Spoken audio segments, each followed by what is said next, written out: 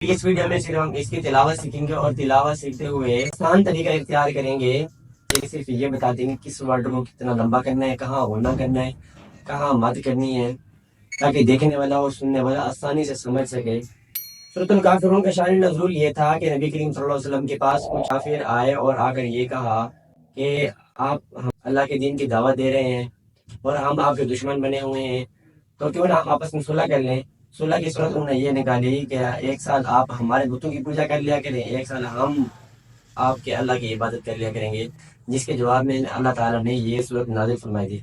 اور حضرت عائشہ رضی اللہ تعالیٰ عنہا سے روایت ہے کہ نبی کریم صلی اللہ علیہ وسلم اس صورت کو فجر کی سنتوں میں کثرت سے پڑھتے تھے۔ ایک مرتبہ نبی کریم صلی اللہ علیہ وسلم کو ایک بچھو نے کاٹ لیا تھا، تو نبی کریم صلی اللہ علیہ وسلم نے پانی منگوایا۔ پانی منگوانے کے بعد پانی کو اس زخم کے اوپر ڈالتے جاتے تھے اور یہ آخری 4 کل یہ بھی تلاوت کرتے جاتے تھے۔ یہاں کے اوپر کھڑا زبر ہے، حرف مدہ کے برابر اس کو لمبا کرتے ہیں، اوپر ماد بھی ہے، 4 سیکنڈ تک لمبا کریں گے۔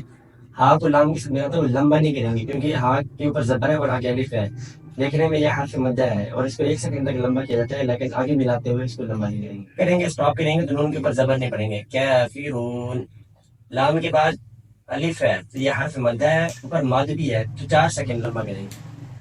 اعبدو، یہ حرف مدہ ہے، 1 سیکنڈ لمبا کریں گے۔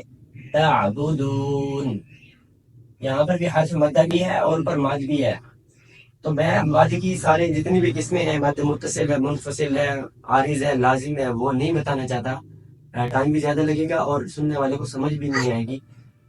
تو ہمارا مقصد ہے عام لوگ آسانی سے تلاوت کرنا سیکھ جائیں۔ یہاں پر غنہ بھی کریں گے، ساتھ اخفا بھی کریں گے۔ اخفا کا مطلب ہم نے یہ بتایا تھا کہ غنہ کرتے ہوئے زبان اوپر والے حصے کو ٹچ ہوتی ہے، تو اخفا میں اوپر والے حصے کو ٹچ نہیں کریں گے، ٹچ کے بغیر ناک میں سے آواز بنائیں گے۔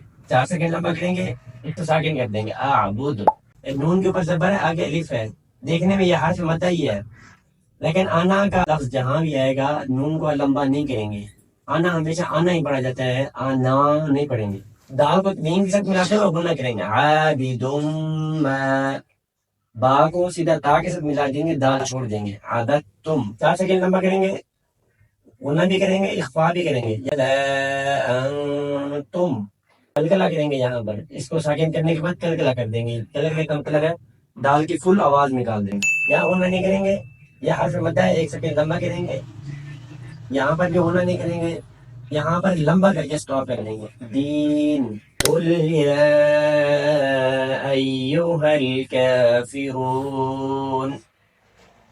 لا اعبد ما تعبدون ولا انتم عابدون ما اعبد ولا انا عابد ما عبدتم ولا انتم عابدون ما اعبد لكم دينكم ولي دين۔